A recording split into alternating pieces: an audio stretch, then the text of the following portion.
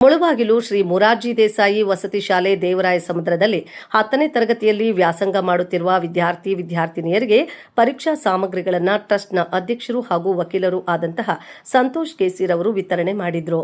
ಹಾಗೂ 10ನೇ ತರಗತಿ ವಿದ್ಯಾರ್ಥಿಗಳಿಗೆ ಮುಂದಿನ ಭವಿಷ್ಯ ಹೇಗೆ ರೂಪಿಸಿಕೊಳ್ಳಬೇಕು, ಶಿಕ್ಷಣದ ಮಹತ್ವ ಏನು, ಜ್ಞಾನದ ಮಹತ್ವವೇನು ಇವುಗಳನ್ನು ಕುರಿತು ಪ್ರೇರಣಾತ್ಮಕ ನುಡಿಗಳನ್ನು ನುಡಿದರು. ಕಾರ್ಯಕ್ರಮದಲ್ಲಿ ಶಾಲೆಯ ಪ್ರಾಂಶುಪಾಲರಾದ Abdul Naveed A, Venkataramana V, Maruti Motors ಖಜಾಂಚಿಗಳಾದ ಸತ್ಯ ನಾರಾಯಣ ಶಾಸ್ತ್ರಿ, ನಿವೃತ್ತ ಕೃಷಿ ಅಧಿಕಾರಿಗಳಾದ ಚಂದ್ರಯ್ಯ ಹಾಗೂ ಶ್ರೀಮತಿ ರಾಧಮ್ಮ, ವಕೀಲರಾದ ಮಂಜುನಾಥ್ ಆರ್ವಿ, ಸದಸ್ಯರಾದ ಎಸ್ಎಂವಿ ಡಯಾಗ್ನೋಸ್ಟಿಕ್ ಸೆಂಟರ್ನ ಮಾಲೀಕರಾದ ಪ್ರಕಾಶ್, ಜನಾರ್ದನ್ ಮುಂತಾದವರು ಉಪಸ್ಥಿತರಿದ್ದರು.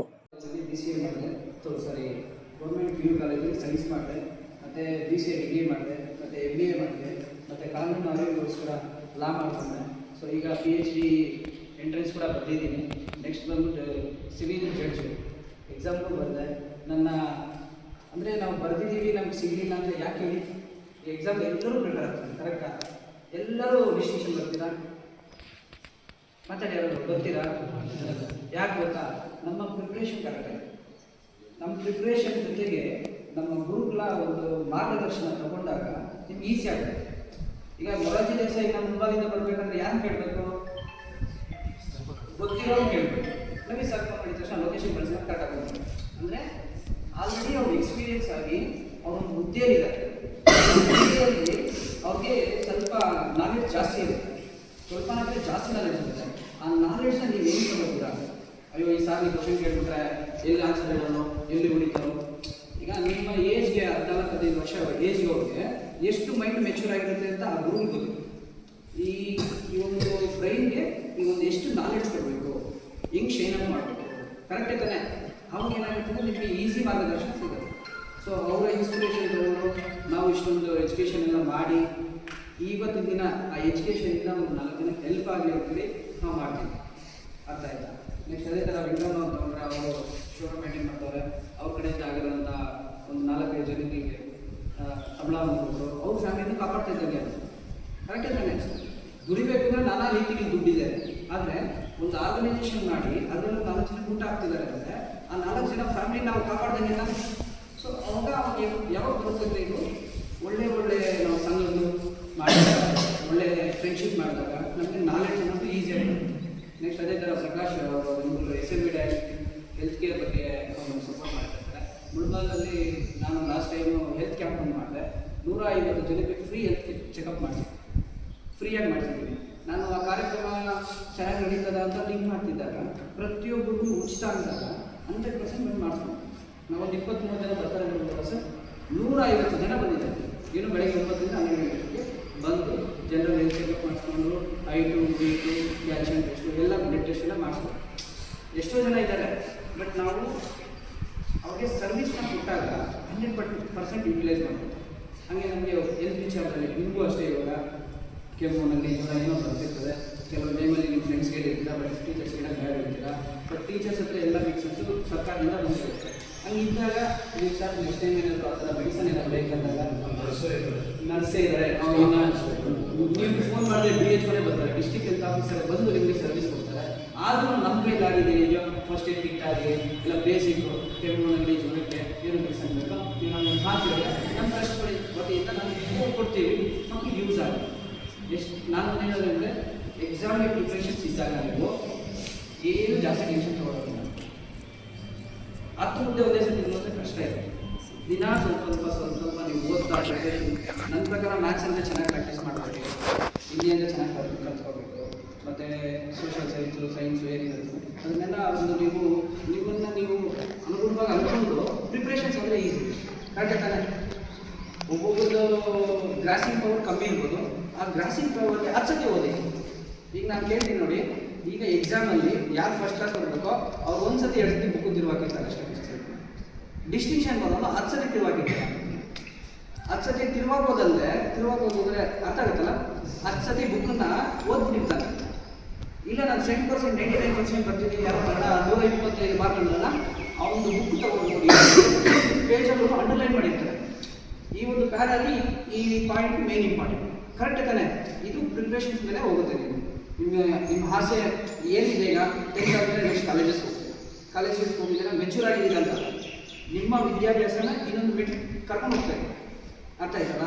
ಈಗ ನಿಮ್ಮದು ಇದು ಲೈಫು ಟರ್ನಿಂಗ್ ಪಾಯಿಂಟ್. ಯಾರ್ಯಾರು ಎಲ್ಲೆಲ್ಲ ಹೋಗ್ತಿರೋ ಗೊತ್ತಿಲ್ಲ, ಆದರೆ ಚೆನ್ನಾಗಿ ಓದು. ನಿಮ್ಮನ್ನು ಕೇಳ್ಕೋಬೇಕು ಕಾಲೇಜಸ್ ಅವ್ರು ಫೋನ್ ಮಾಡಿ, ನಿಮ್ಮ ಪೇರೆಂಟ್ಸ್ ಫೋನ್ ಮಾಡಬೇಕು. ನಿಮ್ಮ ಮಗಳು 99% ಡಿಸ್ಟಿಂಕ್ಷನ್ ಇದ್ದಾರೆ, ನಿಮ್ಮ ಮಗಳು 99% ಇದೆ, ನಮ್ಮ ಕಾಲೇಜ್ ಬಾಕಿ, ಫೀಸ್ ಕಮ್ಮಿ ಇರುತ್ತೆ, ನಿಮ್ಮ ಮಗು ನಾವು ಓದಿಸ್ತೀವಿ ಅಂತೇಳಿ ಫ್ರೀಯಾಗಿ ಫೋನ್ ಮಾಡಿ ಕೇಳ್ಕೊತಾರೆ. ಈ ಒಂದು ಸ್ಟೇಜಲ್ಲಿ ನೀವು ಚೆನ್ನಾಗಿ ಓದಿ ಮುಂದೆ ಬಂದ್ಬಿಟ್ರೆ ಅಲ್ಲಿಂದ ನಿಮ್ಮ ಹೆಜ್ಜೆ ಅನ್ನೋದು ಚೆನ್ನಾಗಿರುತ್ತೆ. ಈಗ ಪ್ರಿಪ್ರೇಷನ್ ಚೆನ್ನಾಗಿ ಓದಿ, ನಾನು ಜಾಸ್ತಿ ಮಾತಾಡೋದು ಬೇಡ, ಎಲ್ಲರಿಗೂ ಬೇಜಾರಾಗಿರುತ್ತೆ. ಇಲ್ಲ, 100% ಎಜುಕೇಷನ್ನ ನೆಗ್ಲೆಕ್ಟ್ ಮಾಡ್ಬೋದು. ಲೈಫಲ್ಲಿ ಪೇರೆಂಟ್ಸ್ ನಮ್ಮನ್ನು ಓದಿಸ್ತಾ ಇರೋದೇನಕ್ಕೆ ಅಂದರೆ ಒಂದೊಂದು ರೂಪಾಯಿ ಖರ್ಚು ಮಾಡಿ ನಮ್ಮನ್ನು ಓದಿಸ್ತಾ ಇರೋದಕ್ಕೆ ನಾವು ಒಂದು ಒಳ್ಳೆ ಹೆಸರು ತರ್ತೀವಿ. ಕರೆಕ್ಟ್ ತಾನೇ?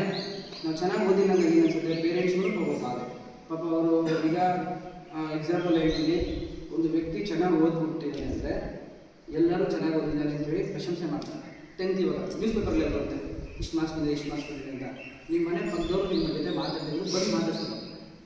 ಅರ್ಥ ಆಯ್ತಲ್ಲ? ನಿಮ್ಮ ಸಕ್ಸಸ್ ಜೊತೆ ಎಲ್ಲರೂ ಇರ್ತಾರೆ, ನಿಮ್ಮ ಫೇಲ್ಯೂರಲ್ಲಿ ಯಾರು ಇರಲ್ಲ. ಅಯ್ಯೋ ಕರೆಕ್ಟಪ್ಪ ಓದ್ತಾ ಇರಲಿಲ್ಲ, ಜಾಸ್ತಿ ಓಡಾಡ್ತಾ ಇದ್ದಾರೆ. ಚೆನ್ನಾಗಿ ಓಡಾಡ್ಕೊಂಡೆ ನೀವು ಚೆನ್ನಾಗಿ ಮಾರ್ಕ್ಸ್ ತಂದು ತಿಳ್ಕೊಳ್ಳಿ, ಒಳ್ಳೆ ಹೆಸರು ಸಿಗುತ್ತೆ. ಅರ್ಥ ಆಯ್ತಾ? ಚೆನ್ನಾಗಿ ಓದಿ. ಈ ಒಂದು SLC ಅನ್ನೋದು ಜಾಸ್ತಿ ಇಂಪಾರ್ಟೆಂಟ್ ಲೈಫಲ್ಲಿ ಎಲ್ಲರಿಗೂ. ನಿಮ್ಮ ಸಾರ್ ಅವರು ಹೇಳಿರ್ತಾರೆ ಪಾಪ, ಅವರು ಜಾಸ್ತಿ ಹೇಳೋಕ್ಕೂ ಭಯ ಬೀಳ್ತಾರೆ. ಯಾಕಂದರೆ ಮಕ್ಕಳಿಗೆ ಎಲ್ಲಿದ್ದಾರೆ ಅಂದರೆ ಅಡ್ವಾನ್ಸ್ ಆಗಿರುತ್ತೆ, ಎಜುಕೇಷನ್ ಅಡ್ವಾನ್ಸ್ ಆಗಿ. ನಾವೇನು ನೋಡಬೇಕು, ಏನು ನೋಡಬಾರ್ದು, ಏನು ಸಬ್ಜೆಕ್ಟ್ ಕ್ಲಾಸ್ ಮಾಡಬೇಕು, ಯೂಟ್ಯೂಬು ಫೇಸ್ಬುಕ್ಗಳಲ್ಲೆಲ್ಲ ಟೈಮ್ ಪಾಸ್ ಮಾಡಬೇಕು. ಅದೇ ಇದರಲ್ಲಿ ಮ್ಯಾಥ್ಸ್ ಬಗ್ಗೆ ಕ್ಲಾಸಸ್ ಇರ್ತವೆ, ಸೈನ್ಸ್ ಬಗ್ಗೆ ಕ್ಲಾಸಸ್ ಇರ್ತವೆ. ಯಾರು ಚೆನ್ನಾಗಿ ಓದಿರ್ತಾರೆ, ಹೆಂಗೆ ರಿವಿಷನ್ ಮಾಡ್ತಾರೆ, ಕಲೀಲಿ, ತಪ್ಪೇನಿಲ್ಲ. ಕರೆಕ್ಟೇ ತಾನೆ? ಅದನ್ನು ಯೂಸ್ ಮಾಡ್ಕೊಂಡು ರೈಟ್ ವೇಯಲ್ಲಿ ಮುಂದೆ ಬನ್ನಿ. ಆಯಿತಾ? ನಿಮ್ಮಲ್ಲಿ ಯಾರಾದರೂ 10th ಸರ್ ಯಾರಾದರೂ ಒಳ್ಳೆ ಪರ್ಸೆಂಟೇಜ್ ಬಂದಿರೋರಿಗೆ ನಮಗೆ ನಮ್ಮ ಟ್ರಸ್ಟ್ ಕಡೆಯಿಂದ ನಾವು ಸ್ಕಾಲರ್ಶಿಪ್ ಹೆಲ್ಪ್ ಆಗುತ್ತೆ ಅವ್ರಿಗೆ. ಈಗ ಕಾಲೇಜ್ಗೆ ಹೋಗ್ಬೇಕಂದ್ರೆ ಚೆನ್ನಾಗಿರೋ ಬ್ಯಾಗ್ ಹಾಕೋಬೇಕಾ, ಚೆನ್ನಾಗಿರೋ ಬಟ್ಟೆ ಹಾಕೋಬೇಕಾ, ಚೆನ್ನಾಗಿರೋ ಇನ್ಸ್ಟ್ರೂಮೆಂಟ್ಸ್ ಇರಬೇಕಾ, ನಮ್ಮ ಹತ್ರ ಎಜುಕೇಷನ್ ಮೆಟೀರಿಯಲ್ಸು ನಾವು ತೋರಿಸೋದು. ಏನು ಸರ್, ಇದನ್ನು ಚಾಲೆಂಜಾಗಿ ತೊಗೊಳ್ಳಿ ನೀವು.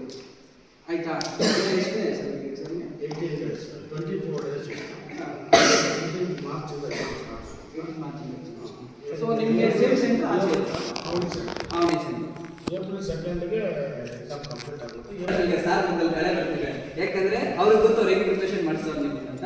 ಇವಾಗ ಒಂದು ಮೊರಾರ್ಜಿ ದೇಸಾಯಿ ಸರ್ಕಾರಿ ಶಾಲೆ ಆಗಿದ್ರು ನೀವು ಕಾಂಪಿಟೇಷನ್ ಕೊಡಬೇಕು. ಪ್ರೈವೇಟ್ ಕಾಲೇಜಿನಲ್ಲಿ ಓದ್ತಾರೆ, ಸ್ಕೂಲ್ಗಳಲ್ಲಿ ಓದ್ತಾ ಇರ್ತಾರೆ, 40,000, 50,000, 70,000 ಬೇಕು. ಅವ್ರು ನೀವು ಕಾಂಪಿಟೇಷನ್ ಕೊಟ್ಟಾಗ ನಿಮ್ಮ ಹೆಸರು ಚೆನ್ನಾಗಿದೆ. ಕರೆಕ್ಟ್ ಅಲ್ಲ ಸರ್?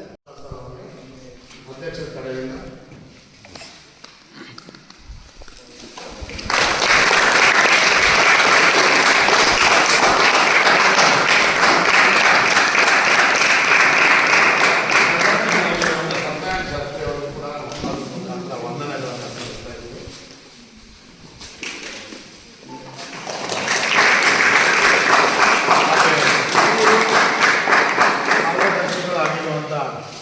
ಚಂದ್ರಯ್ಯ ಅವರು ಸಂಸ್ಥೆ ಪರವಾಗಿ ಆತ್ಮೀಯವಾದಂಥ ಒಂದು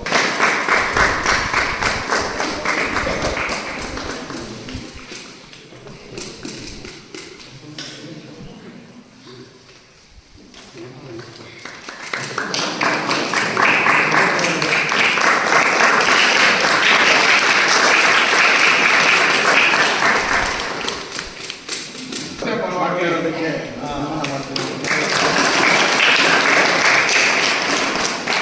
ಖುಷಿ ಇಲ್ಲ, ನಾನು ಮಾಡೋದೆಲ್ಲ ಬೇರೆ ಹೇಳೋದಿಲ್ಲ. ಚೆನ್ನಾಗಿದೆ, ಉಪಯೋಗ ಮಾಡ್ಕೊಳ್ಳಿ ನೀವು ಅಷ್ಟೇ. Thank you.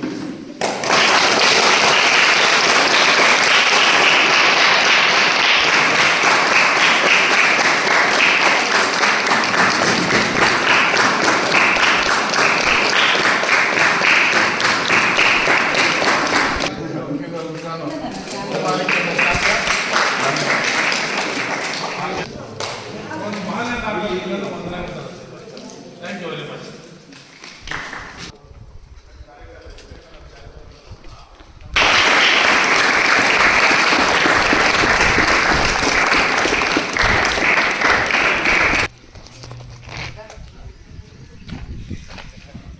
ಬಣ್ಣ ಮಾತ್ರ ಕಲಿಸಿದ ತಂದು ಬರುವಂತ ಏನಾದರೂ ಒಂದು ಅಕ್ಷರ ನಮ್ಮನ್ನು ಕಲ್ತ್ಕೊಂಡಿದ್ರೆ ದೊಡ್ಡವರು ಹೇಳಿರೋದು ಶಾಸ್ತ್ರಗಳು ಹೇಳಬೇಕು ಅಷ್ಟೇ ಅಲ್ಲ ಸರ್? ಬಣ್ಣ ಮಾತ್ರ ಕಲಿಸಿ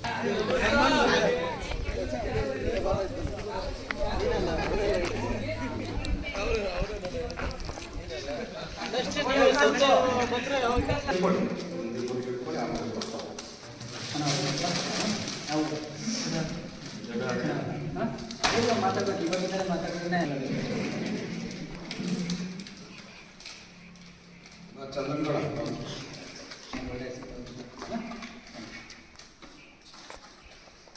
ಚೆನ್ನಾಗಿ ಅವ್ರ ಜೊತೆ ರಿಲೇಟ್ ಆಗಿರ್ತಾರೆ. ಸಮಾನ ಎಲ್ಲರೂ ಒಂದೇ ಸರ್. ಮಕ್ಕಳಂದ್ರೆ ಎಲ್ಲರೂ ಒಂದೇ ಸರ್. ಹಾಂ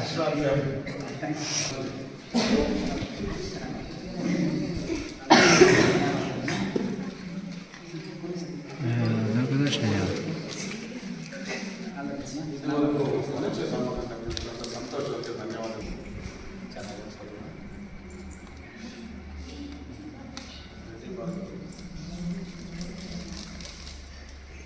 ಶೋಭಿತಾ ಶ್ರೀಗೌಡ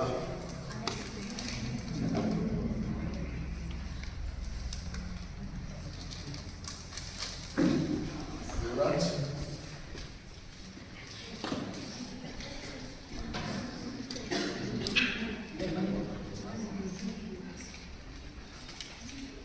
ಇವತ್ತು ವಿಜಯ್ ಕುಮಾರ್ ನನಗೆ ಆಶೀರ್ವಾದ ಮಾಡಿ ಸ್ವಾಮಿಗಳೇ ಹದಿಮೂರು ಶಿವಲಿಂಗೇಶ್ವರ ಸ್ವಾಮಿ ದೇವಸ್ಥಾನ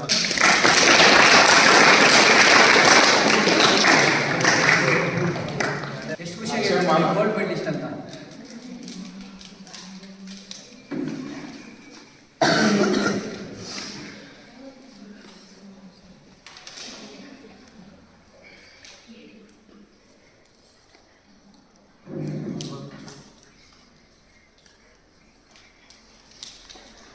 ಇದುವರೆಗೂ ಪರೀಕ್ಷಾ ಸ್ವಾಮಿ ಸತ್ಯನಾರಾಯಣ ಶಾಸ್ತ್ರಿ ಅವರಿಗೆ ಧನ್ಯವಾದಗಳು. ದಾತ್ರಿ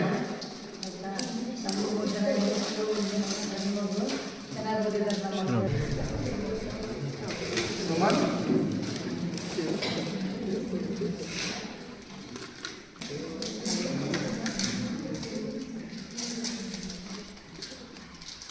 ಜಾಹ್ನವಿ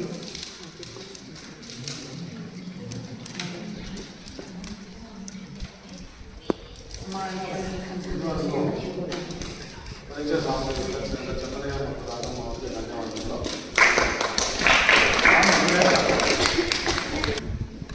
ಒಂದೆರಡು ಮಾತು ಸರ್, ಒಂದೆರಡು ಮಾತು ಗುರಿ ಇಟ್ಕೊಂಡು ಓದಿ ಸಿವಿಲ್ ಜಡ್ಜ್ ಆಗಿದ್ದಾರೆ. ನೆನ್ನೆ ಎಲ್ಲ ಸಮಾರಂಭ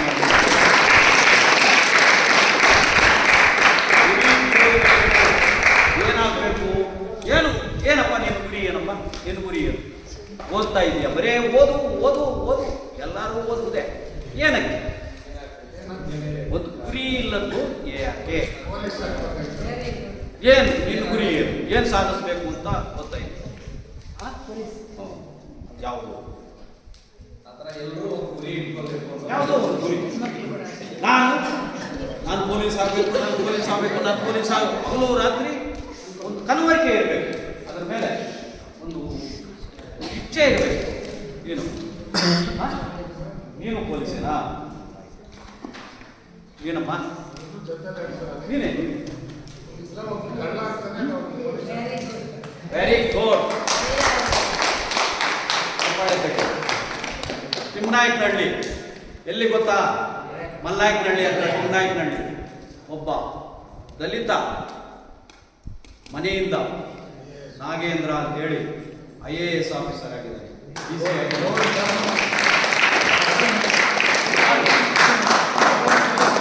ಗುರಿ ಇಟ್ಕೊಂಡು ಹೋಗ್ಬೇಕು, ಓದಬೇಕೇ ಹೊರತು ಗುರಿ ಇಲ್ಲದ್ದು ವಿದ್ಯೆ ಇಲ್ಲದ ಬಾಳು ಅಂಧಕಾರದ್ದು.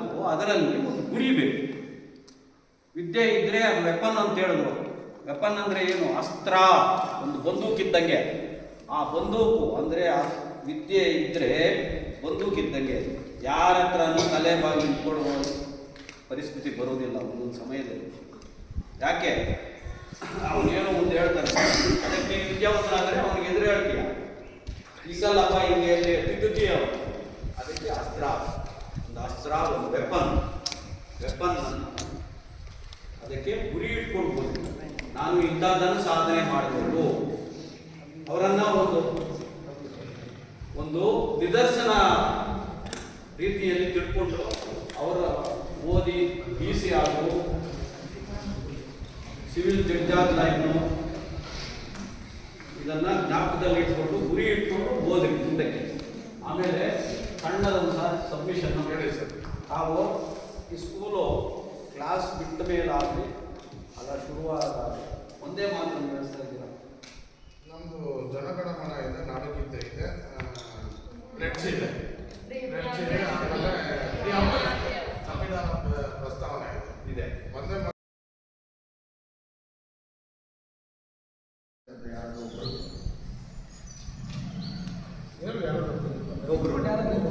ಏನು ಅರ್ಥ ಆಯ್ತು ಮಾತಾಡಿರೋದ್ರಲ್ಲಿ ನಿಮ್ಗೆ ಅರ್ಥ ಆಗಿದೆ ಅಂತ ಜೀವನದಲ್ಲಿ ಹೆಂಗೆ ಹೋಗ್ಬೇಕು ಅಂತ ಒಬ್ಬರು ಹೇಳಿ ಇಟ್ಕೊಂಡು ಇದೇ ಇದನ್ನು ಬಿಟ್ಟರೆ ಜೀವನದಲ್ಲಿ ಬೆಳಿಬೋದು. ಡಿಗ್ನಿಟಿ, ಒಂದು ಸ್ಟೂಡೆಂಟ್ ಇರಬೇಕಾದ್ರೆ ಡಿಗ್ನಿಟಿ. ಏನು ಹೇಳ್ತಿದ್ದಾರೆ ಅಂದರೆ ಹೇಳ್ತಿದ್ದಾರೆ ಅಂತ ಕೇಳಿಸ್ಕೊಳ್ಳೋದು, ತಲೆ ತಗ್ಸ್ಕೊಂಡ್ರೆ ಏನು ಮಾಡೋದು. ನೆಕ್ಸ್ಟ್ ಎಕ್ಸಾಮ್ ಬರೀತಾರೆ, ಕಾಲೇಜ್ಗೆ ಹೋಗ್ತೀರಾ, ಯಾವಾಗ ತಲೆ ಎತ್ಕೊಂತಿರ್ಬೋದು ಆಗುತ್ತಾ? ಒಂದು ಕ್ವಶನ್ ಕೇಳಿದ್ರೆ ತಲೆ ತಗ್ಸ್ಕೊಳ್ತಿದ್ದೀರಾ. ಇಷ್ಟು ಜನ ಮಾತಾಡೋದು, ಒಬ್ಬರು ಏನಾಗ್ತಾ ಇದೆ ಜೀವನದ ಬಗ್ಗೆ. ಅಷ್ಟೊಂದು ಬೇರೆ ಬೆಳೆಯೋದು ಅಂದರೆ ಅಷ್ಟು ಈಸಿ ಅಲ್ಲ. ಅಪ್ಪ ಅಮ್ಮ ಎಲ್ಲರನ್ನೂ ಬಿಡಬೇಕು, ಬೆಳಿಬೇಕು. ಇಲ್ಲಿ ಬಂದಿರೋದೇನಕ್ಕೆ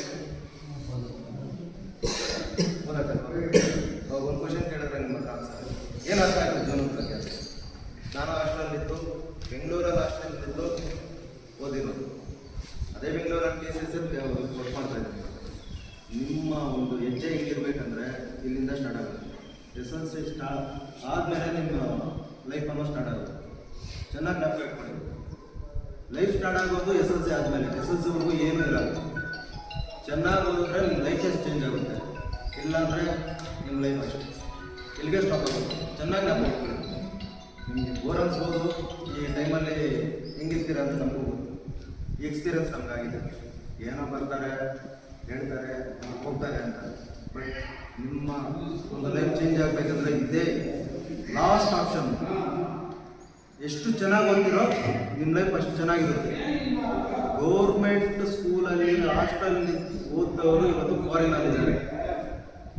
ನಿಮ್ಗೆ ಗೊತ್ತಾಗುತ್ತೆ ಇವತ್ತೆಲ್ಲ 100% ಗೊತ್ತಾಗುತ್ತೆ. ನೀವು ಎಷ್ಟು ಚೆನ್ನಾಗಿ ಓದ್ತಿರೋ ಅಷ್ಟೇ ನಿಮ್ಮ ಲೈಫು ನಿಮ್ಮ ಕೈಯಲ್ಲಿರುತ್ತೆ. ಅದು ಬಿಟ್ಟರೆ ಬೇರೆ ಏನೂ ಇರೋದು.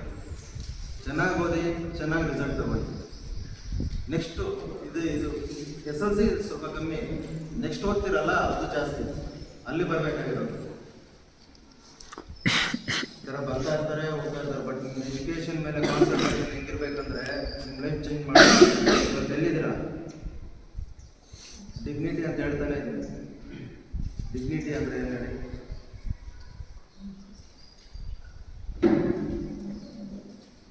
ನಾವು ಮಾಡ್ತಾ ಇರ್ತೀವಿ, ನಾವು ಮಾಡೋ ಕೆಲಸ, ಕುತ್ಕೊಳ್ಳೋದು, ನಿಂತ್ಕೊಳ್ಳೋದು, ಒಬ್ರಿಗೆ ರೆಸ್ಪೆಕ್ಟ್ ಕೊಡೋದು, ದೊಡ್ಡವ್ರಿಗೆ ರೆಸ್ಪೆಕ್ಟ್ ಕೊಡೋದು, ಇದೆಲ್ಲ ಬರುತ್ತೆ. ಇದೆಲ್ಲ ಇದು ಕೂಡ ನೀವು ಚೆನ್ನಾಗಿ ಓದಿದ್ರೆ ಸ್ಕೂಲ್ಗೆ ಹೆಸರು ಬರುತ್ತೆ, ನಿಮ್ಮ ಅಪ್ಪ ಅಮ್ಮಗೆ ಹೆಸರು ಬರುತ್ತೆ. ಅದಕ್ಕಿಂತ ಜಾಸ್ತಿ ಲೈಫಲ್ಲಿ ಯಾರ ಹತ್ರನೂ ಕೈ ಚಾಚೋದು. ಅರ್ಥ ಆಯ್ತಾ? ಇವಾಗಾದರೂ ಅರ್ಥ ಆಯ್ತಾ? ಲೈಫ್ ಅಂದರೆ ಹೆಂಗಿರುತ್ತೆ ಅಂತ ಹೋಲಿ. ಇವಾಗಾದ್ರೆ ಒಬ್ಬರು ಜೀವನದ ಬಗ್ಗೆ ಏನಾಗ್ತದೆ, ತಪ್ಪಾದರೂ ಪರವಾಗಿಲ್ಲ, ನಿಮ್ಮ ಒಂದು ಧೈರ್ಯ ನೋಡೋಣ. ಜಾಸ್ತಿ ಮಾತಾಡೋಕ್ಕೆ ಇಷ್ಟಪಡಲ್ಲ. ಬಟ್ ಆದರೂ ನಿಮ್ಮ ಭವಿಷ್ಯ ನಿಮ್ಮ ಕೈಯಲ್ಲಿದೆ. ಒಂದೇ ಮಾತು ಅಲ್ಲ ಸರ್, ಭವಿಷ್ಯ ನಿಮ್ಮ ಕೈಯಲ್ಲಿದೆ. ಎಷ್ಟು ಚೆನ್ನಾಗಿ ಓದ್ತಿರೋ, ಇವತ್ತು ಫಸ್ಟ್ ಕ್ಲಾಸಲ್ಲಿ ಓದಿ ಪಾಸ್ ಆಗಿರೋರು ನೆಕ್ಸ್ಟ್ ಡಿಸ್ಟಿಂಕ್ಷನ್ ಬರ್ಬೋದು. ಬಟ್ ಇವಾಗಿಂದ ಸ್ಟಾರ್ಟ್ ಮಾಡಿದ್ರೇ ಆಗುತ್ತೆ. SLC ಆದಮೇಲೆ ನಿಮ್ಮ ಜೀವನ ಸ್ಟಾರ್ಟ್ ಆಗುತ್ತೆ. ನಾನು ಹೇಳ್ತಾ ಇದ್ದೀನಲ್ಲ, ನಾನು ಹಾಸ್ಟೆಲಲ್ಲಿದ್ದೇ ಬೆಳೆದಿದ್ದು, ನನ್ನ ಬಟ್ಟೆ ನಾನೇ ಒಪ್ಕೊಂಡೆ, ಬೇರೆ ಯಾರೂ ಮಾಡಿಲ್ಲ. ಅದೇ ಇವತ್ತು ನಾಳೆ ದಿನ ಗೊತ್ತಾಗುತ್ತೆ ನಿಮಗೆ ಜೀವನ ಅಂದರೆ ಏನು ಅಂತ. ಪಾಠ ಚೆನ್ನಾಗಿ ಕಲಿಸುತ್ತೆ ಜೀವನ. ಎಲ್ಲಿ ಯಾರು ಬಿಡಲ್ಲ, ಎಲ್ಲರಿಗೂ ಪಾಠ ಕಲಿಸುತ್ತೆ. ಬಟ್ ನಿಮ್ಮ ಜೀವನ ನಿಮ್ಮ ಕೈಯಲ್ಲಿದೆ. ನೀವು ಎಷ್ಟು ಚೆನ್ನಾಗಿ ಓದ್ತಿರೋ ಅಷ್ಟು ಚೆನ್ನಾಗಿರ್ತೀರ. ಇದೆಲ್ಲ ಆ್ಯಕ್ಟಿವ್ ಆಗಿರಬೇಕು. ಫಸ್ಟ್ ಎಷ್ಟು ಆ್ಯಕ್ಟಿವ್ ಆಗಿರ್ಬೇಕಂದ್ರೆ ಅಷ್ಟು ಆ್ಯಕ್ಟಿವ್ ಆಗಬೇಕು. ಎಷ್ಟೊತ್ತು ಅಂತ ಹೇಳ್ತೀರಾ ಬೆಳಗ್ಗೆ?